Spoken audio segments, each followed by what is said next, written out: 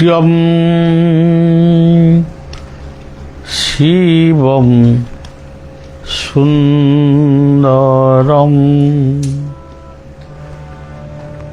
सत्यं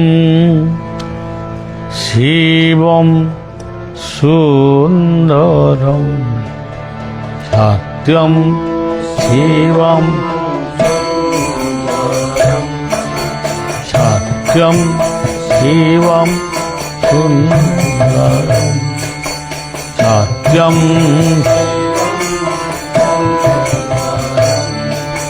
हे सत्य शिव हे सत्य शिव हे सत्य शिव हे सत्य शिव हे सत्य शिव सत्यं सत्यं सत्यं सत्यं हे सत्य शिव हे सत्य शिव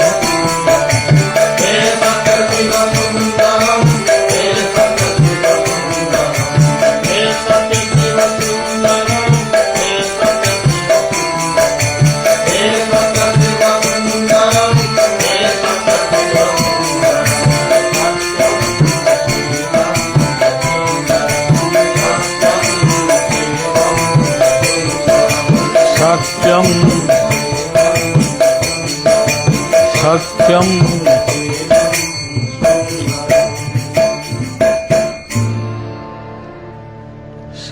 शिव शब्दर अर्थ होची वेद।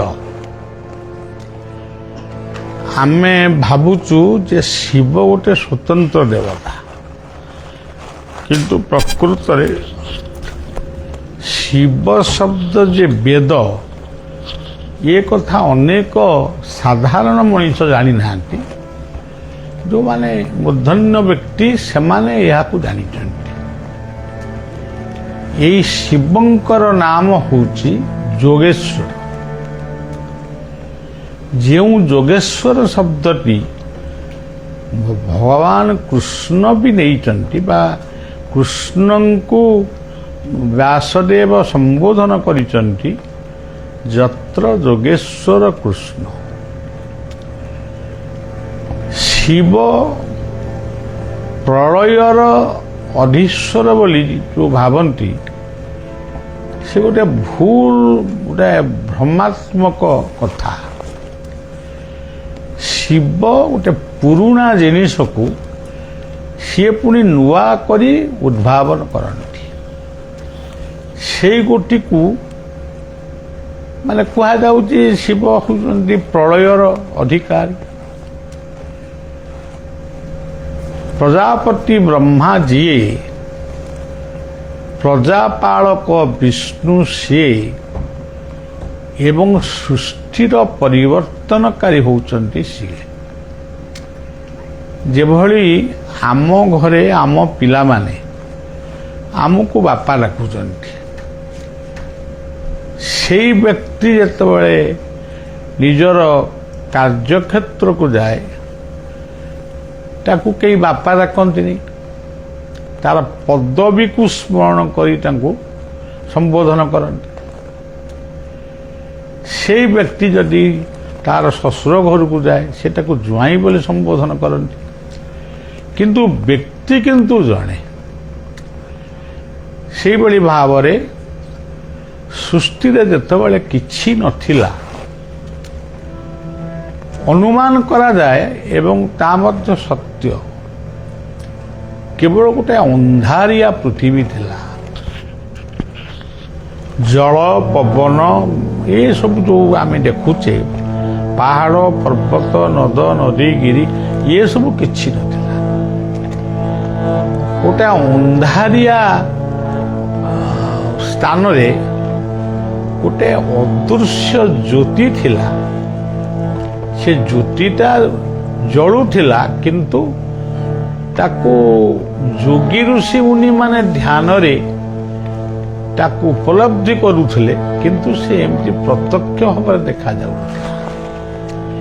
ଏବେ ବି ସେଇ ଜ୍ୟୋତି ଏ ସୃଷ୍ଟିକୁ ପରିଚାଳନା କରୁଛି। ସେଇ ଜ୍ୟୋତି ବ୍ରହ୍ମା ରୂପରେ ସୃଷ୍ଟିକୁ ଉତ୍ପନ୍ନ କରିଛି, ବିଷ୍ଣୁ ରୂପରେ ପାଳନ କରିଛି ଏବଂ ଶିବ ରୂପରେ ସେ ପରିବର୍ତ୍ତନ କରୁଛନ୍ତି। ବର୍ତ୍ତମାନ ଯେଉଁ ଯୁଗଟା ଚାଲିଛି ଏ ବିଷ୍ଣୁଙ୍କର ଯୁଗ ବର୍ତ୍ତମାନ ପ୍ରାୟତଃ ଶେଷ ହେଇ ଆସୁଛି। ବର୍ତ୍ତମାନ ଏ ସୃଷ୍ଟିଟା ଗୋଟେ ନୂଆ ଉଦ୍ଭାବନ ଆଡ଼କୁ ଯାଉଛି। ତେଣୁ ବର୍ତ୍ତମାନ ଶିବଙ୍କର ଦର୍ଶନ ଅନ୍ତତଃ ସମସ୍ତେ ଜାଣିବା ଉଚିତ। ଜଗନ୍ନାଥଙ୍କ ଦର୍ଶନରେ ବଳଦେବ ହେଉଛନ୍ତି ଶିବ। ଯେତେବେଳେ ବଳଦେବ ନଥିଲେ ସେ ସ୍ଥାନରେ, ସେଠି ପୂଜା ପାଉଥିଲେ ଶିବଲିଙ୍ଗ। ମାନେ ଲେଖା ଅଛି, ଯେଉଁଠି ସୁଭଦ୍ରା ଆଜି ପୂଜା ପାଉଛନ୍ତି ସେ ଜାଗାରେ ଥିଲେ ଦୁର୍ଗା। ପରବର୍ତ୍ତୀ ସମୟରେ ଜଗନ୍ନାଥଙ୍କ ପାର୍ଶ୍ୱରେ ବଳଦେବ ସୁଭଦ୍ରା ରହିଲେ, ସୁଦର୍ଶନ ବି ରହିଲେ। ଯାହାଙ୍କୁ ଆପଣ ଗରୁଡ଼ କହୁଛନ୍ତି, ସେ ଗରୁଡ଼ ଗୋଟେ ପକ୍ଷୀ ନୁହେଁ, ସିଏ ହେଉଛନ୍ତି ନିଜେ ସଦ୍ଗୁରୁ। ତାଙ୍କର ଦୁଇ ପକ୍ଷ ଆଉ ତାଙ୍କର ଦୁଇ ହାତର ନମସ୍କାର ମୁଦ୍ରା ହେଉଛନ୍ତି କର୍ମ, ଜ୍ଞାନ, ଭକ୍ତିର ପ୍ରତୀକ। ଆଜି ଆପଣମାନେ ଦେଖିବେ ବିଶ୍ୱରେ କର୍ମ ଚାଲିଛି କିନ୍ତୁ ଜ୍ଞାନ ନାହିଁ। ଜ୍ଞାନ ଗୋଟେ କିମ୍ଭୂତ କିମ୍ଭାକାର ରୂପ ନେଇକି ଆସିଛି। ବର୍ତ୍ତମାନ ପ୍ରଳୟଟାକୁ ରିସର୍ଚ୍ଚ କରୁଛି ମଣିଷ, ଉତ୍ପତ୍ତିଟାକୁ ଯେତିକି ରିସର୍ଚ୍ଚ କରୁଛି ପ୍ରଳୟଟାକୁ ବେଶୀ ରିସର୍ଚ୍ଚ କରୁଛି। ଆଜି ମଣିଷ ଯୁଦ୍ଧଖୋର ହେଇଯାଇଛି, ଧ୍ୱଂସାଭିମୁଖୀ ହେଇଯାଇଛି। ତେବେ ଯାହା ହଉ, ଆମର ଯେଉଁ ଜଗନ୍ନାଥଙ୍କ ଦର୍ଶନ ସେଇଠି ରହିଛି ଯୋଗ ତତ୍ତ୍ୱ। ଖାଲି ଗୋଟେ କିଏ ନାଁ ଦେଇଯାଇଛି ଜଗନ୍ନାଥ, କ'ଣ ତାଙ୍କ 21 ଦିନ ତାଙ୍କ ମାମୁଁ କି ତାଙ୍କ ବାପା କିଏ ନାଁ ଦେଇଛନ୍ତି? ତେଣୁ ଏଇ ଯେଉଁ ଶବ୍ଦ ଆସିଲା, ଶିବ ଶବ୍ଦ ଆସିଲା ବେଦରୁ। ଶିବ ମାନେ ସ୍ୱୟଂ ବେଦ। ବେଦୁ ହୋଇଲା ନାନା ଗତି, ତା ତତ୍ତ୍ୱ କେହି ନ ଜାଣନ୍ତି। ତାପରେ ବି କହିଲେ ଓଙ୍କାର ରୂପେ ଥିଲା ବେଦ, କେହି ନ ଜାଣେ ତାର ଭେଦ। ସେସବୁ କଥା ମୁଁ କହିବାକୁ ଚାହୁଁନି। ଆପଣମାନେ ଦେଖନ୍ତୁ, ଆମର ଜଗନ୍ନାଥଙ୍କ ପାଦ ତଳେ ଆମ ଘର। ସେଇ ପାଦ ପଦ୍ମରୁ ଆମେ ଆଇଛୁ, ପୁଣି ସେଇଠି ବି ମିଶିବୁ। ଯଦି ଏହା ସତ୍ୟ, ତାହେଲେ ଜ ହେଉଛନ୍ତି ଯୋଗର ପ୍ରତୀକ। ଜ ହେଉଛନ୍ତି ଅଦୃଶ୍ୟ ଜ୍ୟୋତିର ସ୍ୱରୂପ। ଯେଉଁ ଅଦୃଶ୍ୟ ଜ୍ୟୋତି ଆମକୁ ଗଢ଼ିଛି। ଜ ହେଉଛନ୍ତି ପ୍ରକାଶମାନ ସୂର୍ଯ୍ୟଙ୍କର ଜ୍ୟୋତି, ଅପ୍ରକାଶମାନ ପରମାତ୍ମାଙ୍କ ଜ୍ୟୋତି। ଇଏ ହେଉଛି ଜ। ଏବଂ ଜ କହିଲେ ଜନାର୍ଦ୍ଦନ ଯେ ସମସ୍ତଙ୍କୁ ବଞ୍ଚିବାର ଅଧିକାର ଦେଇଛନ୍ତି ଏବଂ ସମସ୍ତଙ୍କୁ ଅଳ୍ପ ବହୁତେ କିଛି ଖାଇବାର ବ୍ୟବସ୍ଥା ବି କରିଛନ୍ତି। ଇଏ ହେଉଛି ଜ। ଜ କହିଲେ ଯୋଗ। ତେବେ ଯୋଗଟି କ'ଣ? ଆପଣ ଦେଖିବେ ଭାଗବତର 15-16 ଅଧ୍ୟାୟରେ ସୁସ୍ପଷ୍ଟ ଭାବରେ ଏଇ ଜଗନ୍ନାଥଙ୍କର ସ୍ୱରୂପ ଭଗବାନ କୃଷ୍ଣ ଯେଉଁ ତତ୍ତ୍ୱଟି କହିଛନ୍ତି ତାକୁ ସମସ୍ତେ ଟିକେ ପଢ଼, ତାକୁ ଜାଣ ସେ ପ୍ରକୃତରେ କ'ଣ। ଆମେ ଯୋଗ କହିଲେ ବହୁତ କଥା କହୁଛୁ, ଆମେ ବି ଏଇଠି ମଧ୍ୟ ଗୋଟେ ଯୋଗ ନାଁ ଦେଇଛୁ ରାଜରାଜାଦି ଯୋଗ, ଆଉ କିଏ କହୁଛି ରାଜଯୋଗ। ଏସବୁ କଥା ଗୋଟିଏ, ତାକୁ ଲକ୍ଷ୍ୟ କଲେ ଜଣାପଡ଼େ କିଛି ପ୍ରଭେଦ ନାହିଁ। କିନ୍ତୁ ଯୋଗ କହିଲେ ଗୋଟିଏ କଥାକୁ ବୁଝଉଛି ଯେ ଯୋଗସ୍ଥମ କୁରୁ କର୍ମାଣି, ପ୍ରଥମେ ଯୋଗ କର। ଭୁଲତାର ମଧ୍ୟସ୍ଥଳୀ ନାସାଗ୍ର ଠାରୁ ଲଲାଟ ଚକ୍ର ପର୍ଯ୍ୟନ୍ତ ଏଇ ଯେଉଁ ଚକ୍ରଟି ଇଏ ଏକ ସ୍ୱତନ୍ତ୍ର ଚକ୍ର। ଆମର ମହାପୁରୁଷମାନେ କହିଲେ ହଂସ ଖେଳୁଛିରେ କଦମ୍ବ ଓଲଟ ବୃକ୍ଷରେ ରହି। ସେ ହଂସ ଉପାଖ୍ୟାନଟିକୁ ଭଲ ଭାବରେ ମନନ କରନ୍ତୁ। ଭାଗବତରେ ହଂସ ହଂସ ହକାରଣେ ବହିର୍ଜାତି ସକାରେ ଶକ୍ତି ସମ୍ଭବା ହଂସ ହଂସ ଖେଳଦ୍ୱୟ ଜୀବ ଜପଟି ସର୍ବଦା। ନିଜେ ଭଗବାନ ହଂସ ଅବତାର ହେଇଥିଲେ,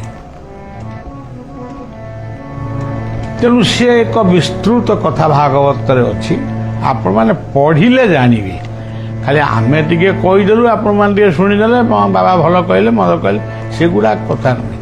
ପ୍ରାକ୍ଟିକାଲି ଆପଣମାନଙ୍କୁ ଭାଗବତ ଅଧ୍ୟୟନ କରିବାକୁ ପଡ଼ିବ। ସବୁ ନ ପଢ଼, 12 ସ୍କନ୍ଧ ନ ପଢ଼, 11 ସ୍କନ୍ଧର 15, 16 ଅଧ୍ୟାୟରେ ସବୁ ଅଛି। ଏଇ ହଂସଟି କୁ ଓଲଟେଇ ଦେଲେ ସେ ହଉଛି ସୋହମ୍। ଚିନ୍ତା କରିବ ନାସାଗ୍ରରୁ ଲଲାଟ ପର୍ଯ୍ୟନ୍ତ। ଗୋଟେ ପାୱାରଫୁଲ, ସବୁଠାରୁ ପାୱାରଫୁଲ ଚକ୍ର ହଉଛି ସେଇ ଚକ୍ରଟି। ଇଏ ହଉଛି ଜ କହିଲେ ଯୋଗ। ସେ କହିଛନ୍ତି ଭୁଲତା ଦ୍ୱୟର ମଧ୍ୟରେ ବିନ୍ଦୁ ରୂପ ବିରାଜିତ। ଏକଇ ବୃକ୍ଷେ ପକ୍ଷୀ ଦୁଇ ବସନ୍ତି ପ୍ରିୟ ଭାବ ବହି ଗୋଟିଏ ଭୁଞ୍ଜାଇ ଭୁଞ୍ଜଇ ଅନ୍ୟଟି ସାକ୍ଷୀ ପ୍ରାୟ। ଏଟାକୁ ଅନୁଭବକୁ ଆଣିବାକୁ ପଡ଼ିବ। ଗ କହିଲେ କ'ଣ? ଗ କହିଲେ ଗତି। ଗତିଟି ପୁଣି କ'ଣ? ଆମ ନିଶ୍ୱାସର ଗତି। ଏଇ ନାସାର ଦୁଇ ପୁଡ଼ାରେ କେତେବେଳେ ହଂସ, କେତେବେଳେ ସୋହମ୍ ସେ ଉଚ୍ଚାରଣ କରୁଛି, ତମେ ଶୁଣିପାରୁନା, କିନ୍ତୁ ସେ ଉଚ୍ଚାରଣ କରୁଛି ହଂସମ୍। ଏଇ ଯୋଉ ଗତି ଆସୁଛି ଯାଉଛି, ବାରଣ ନହୁଛି। ଆମ ମହାପୁରୁଷ ମାନେ ଲେଖିଲେ ଆସୁଛି ଯାଉଛି, ବାରଣ ନହୁଛି। ଯୋଉଦିନ ସେ ବାରଣ ହେଇଯିବ, ସେଦିନ ଆମେ ତାଠାରୁ ଅଲଗା ହେଇଯିବୁ। ଇଏ ଗତିକୁ ଯୋଉମାନେ ସ୍ଥିର କରିଛନ୍ତି ସେମାନେ ମହାପୁରୁଷ। ସେଇମାନେ ହିଁ ମହାପୁରୁଷ ହେଇଯାଇଛନ୍ତି। ଆମେ ଏମିତି କହୁନି, ମୁଁ କୌଣସି ମତକୁ ଖଣ୍ଡନ କରୁନି। ଆମେ ଏମିତି ଯୋଉ ଗୁଡ଼ାଏ ହୁମା ପିଟିଆ ଭଳିଆ ଗୁଡ଼ାଏ ହେ ପୁଳାଏ କୀର୍ତ୍ତନ କର, ପୁଳାଏ ଯଜ୍ଞ କର, ପୁଳାଏ ଅମକ କର, ଡମକ କର, ଇଏ ସବୁ ଗୁଡ଼ାଏ ଆମର ସ୍ପିରିଚୁଆଲ ଏନ୍ଜୟମେଣ୍ଟ। ଆମେ ଆମ ନାମ କରିବୁ, କୀର୍ତ୍ତନ କରିବୁ, ଯଜ୍ଞ କରିବୁ, ସିଏ ଚାଲୁ। କିନ୍ତୁ ଯେଉଁମାନେ ମହାମାନବ ଆଜି ପୃଥିବୀରେ ଯେଉଁମାନଙ୍କର ଆଦର୍ଶକୁ ନେଇ ଆଜି ପୃଥିବୀ ଚାଲିଛି, ସେ ତାର ମୂଳ ତତ୍ତ୍ୱ ହେଉଛି ଗ। ଗ କହିଲେ ଗତି। ଗୀତାରେ ମଧ୍ୟ କହିଲେ ଗତିର ଭର୍ତ୍ତା ପ୍ରଭୁ ସାକ୍ଷୀ ନିବାସ ଶରଣ ଆପଣ ଦେଖିବେ ଆମ ସନାତନୀ ମାନେ ଗୋଟିଏ ଠାକୁରଙ୍କୁ ନାରାୟଣ ବୋଲି କହନ୍ତି। ସିଏ ନାରାୟଣଙ୍କର ମାତ୍ର 4ଟି ହାତ ସେ ତାଙ୍କର ମନେ ମନେ କଳ୍ପନା କରିଛନ୍ତି। କିନ୍ତୁ 4ଟି ହାତ ସିଏ ପୁଣି ଧରିଛନ୍ତି କ'ଣ? ଶଙ୍ଖ, ଚକ୍ର, ଗଦା, ପଦ୍ମ। ଶଙ୍ଖ ହେଉଛି ସତ୍ ସଂକଳ୍ପ। ଆମେ ଗୋଟେ ଭଲ କାମ କରିବୁ, ବାଧା ଆସିବ ଆସୁ, କିନ୍ତୁ ଆମେ ଭଲ କାମ କରିବୁ। ଇଏ ହେଉଛି ଶଙ୍ଖ। ଭଲ କର୍ମର ଆରମ୍ଭ ହେଲେ ଜୀବନ ଦର୍ଶନରେ ଶଙ୍ଖ ବାଜି ଉଠେ। ଯେତେବେଳେ ଆମ କାମଟା କଣ୍ଟିନ୍ୟୁ ଚାଲେ, ସବୁ ବାଧା ବିଘ୍ନକୁ ଏଡ଼ିକିରି ଚାଲେ, ସେଇଗୁଟା କହୁଛି ଚକ୍ର। ଆଉ ଗୋଟେ ଯୋଗ ମାର୍ଗର ଚକ୍ରଟା କହିଲି ଲଲାଟ ଚକ୍ର। ଗଦା କହିଲେ କ'ଣ? ଗଦା କହିଲେ କ'ଣ? ଗୋଟେ କାହାକୁ କିଏ ବାଡ଼େଇବ ନା କ'ଣ? ଗଦା କହିଲେ ଗତି ଦାତା ଗୁରୁ। ଗୁରୁ ହେଉଛନ୍ତି ଗଦାର ପ୍ରତୀକ।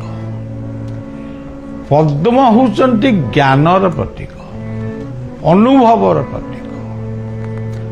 ତେଣୁ ଇଏ ଗ ଅକ୍ଷରରେ ଗଙ୍ଗା, ଇଏ ଗ ଅକ୍ଷରରେ ଗାୟତ୍ରୀ, ଇଏ ଗ ଅକ୍ଷରରେ ଗୋମାତା, ଏ ସବୁ ଗ ଅକ୍ଷରରେ ଅଛନ୍ତି।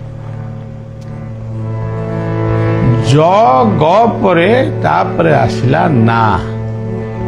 ନାଁଟି କ'ଣ? ଇଏ ଦୁନିଆରେ ଯେତେ ନାଁ ତମେ ଶୁଣୁଛ, ଆମ୍ବ ଗଛ, ପଣସ ଗଛଠୁ ଆରମ୍ଭ କରି ବାଘ, ଭାଲୁ, ଛେଳି, ମେଣ୍ଢା, କୁକୁର ପର୍ଯ୍ୟନ୍ତ ସବୁ ନାଁ କିଏ ଦେଇଛି? ଆମେ କହୁଛୁ କୁକୁର, ସେ କହୁଛନ୍ତି ଡଗ, ଇଏ କିଏ କହୁଛନ୍ତି କୁତା। ଏ ନାଁ ସବୁ କିଏ ଦେଇଛି? କିଏ? ସେ ପଣ୍ଡିତଙ୍କ ନାଁ କ'ଣ? କୋଉ ଇତିହାସରେ ତାଙ୍କ ନାଁ ଅଛି? ସେଇ ଯୋଉ ଭାଗବତର କଥାରେ ରହିଛି, 4 ଜଣ ବ୍ରହ୍ମାଙ୍କର ପୁତ୍ର ଆବିର୍ଭାବ ହେଇଥିଲେ। ତା ଭିତରେ ସନାତନ ବି ଥିଲେ, ସନନ୍ଦ କୁମାର ଥିଲେ, ସନତ କୁମାର। ଇଏ ସବୁ ଯାକ ସେଇ 4ଟିଙ୍କ ଠାରୁ ଇଏ ପୃଥିବୀ କେରିଛି। ତାଙ୍କୁ କୁହାଯାଇଛି ବ୍ରହ୍ମାଙ୍କର ନନ୍ଦନ। ଏଇ ହେଉଛି ନା। ନା କହିଲେ ଏ ଜ ଗ ନା। ନା କହିଲେ ନାମ।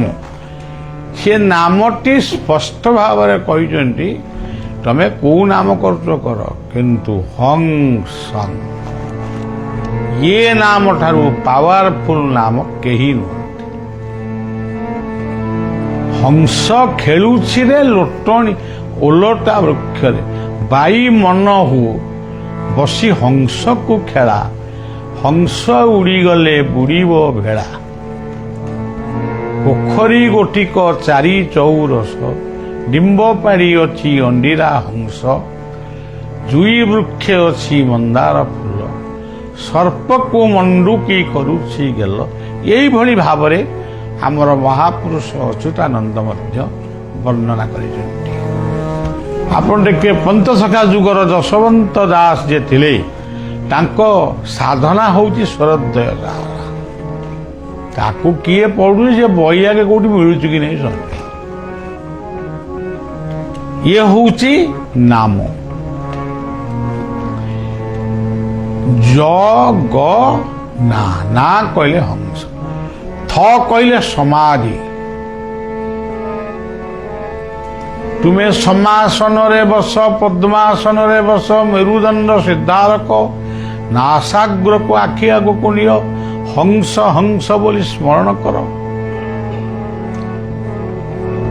ଗୋଟେ ସମୟରେ ଉପଲବ୍ଧି କରିବ, ତମ ମେରୁଦଣ୍ଡ ସ୍ୱରୂପୀ କୁଣ୍ଡଳିନୀ ଚକ୍ରରେ ଗୋଟେ ପିମ୍ପୁଡ଼ି କାମୁଡ଼ିଲା ଭଳି ଗୋଟେ ଛୋଟ କୀଟ କିଏ ଯାଉଛି ଆଉଛି ଯାଉଛି ଆଉଛି। ସେଇଦିନ ଜାଣିବ ତୁମର କୁଣ୍ଡଳିନୀ ଚକ୍ର ଜାଗ୍ରତ ହେଲା। ତମ ଆଗେ ଯଦି 2-3ଟା ଲୋକ ବି ମରିଯିବେ, ତୁମେ କାନ୍ଦିବନି। ମଲେ ମଲେ ଆଉ କ'ଣ, ଜନ୍ମ ହେଇଥିଲେ ମଲେ ଆଉ। ଯେଉଁଦିନ ଲଲାଟ ଚକ୍ରକୁ ଧ୍ୟାନ କରୁ କରୁ ଗୋଟିଏ କ୍ଷୁଦ୍ର ଜୁଳୁଜୁଳିଆ ପୋକ ଭଳି गोटे आलोक को देखिब सेदिन आत्मज्योतिर दर्शन कल तेणु से पेसेंस आमर रहिबा धैर्य आमर रहिबा उचित तो थटी कहले धैर्य बा तुम माने जोग मार्गर जितेबाला थकी पड़ो सेतेबाला जोगेश्वर शिव बा परमात्मा तुमको दर्शन देवे ये सृष्टि जोगरु ही तैयारी तेणु यही हूँ जगन्नाथ यही जगन्नाथ दर्शन भितर सबू कथा भी अच्छी किंतु आमे ताकू तो पढ़ुनु आसब के तेणु सज्जन से कहुई परम शास्त्र भागवत अभ्यास करुथिब नित्य से जगन्नाथ पादरे आमे निजकू समर्पण करवा दंडवत केते हवा मु दंडवत तो आसेनी दंडवत हब तेरे से निवेदन करवा सर्वे भवन्तु सुखी वर्तमान पृथ्वी सबू मिलूँ गोटे जिनस मिलूनी शांति बलिया भी से शांति खोजुची तेणु से शांतिर दर्शन गुरु दर्शनम सेतिकिरे जेतिकी आनंद आसुची नहले आउ शांति नहीं तेणु सर्वे भवन्तु सुखिन ये सनातन धर्मर मौलिक मंत्र वसुधैव कुटुंबकम सनातन धर्म ही कही अन्य मान कही ना आउ कृष्णंकर वंशीवदा ठारू आरंभ कर गोपपुर बारिका पर्यंत ये भली महामानव पृथ्वी रे आज जन्म ही ना तेणु आमे तांको ही डाकिबा से आसंतु तांको पृथ्वी की से संभालतु आम द्वारा किछि हबनी आमे 60 वर्ष ला कई कई चलीचु किंतु कौन परिवर्तन होउची से प्रभु को जଣା तेबे आमे कर्म फल को आशा न करी कर्म करने को आमे हमको आदेश अच्छे आमे कर्म करुचु कथाटी एटी रखिबा जगन्नाथ बलदेव सुभद्रा सुदर्शन जगन्नाथ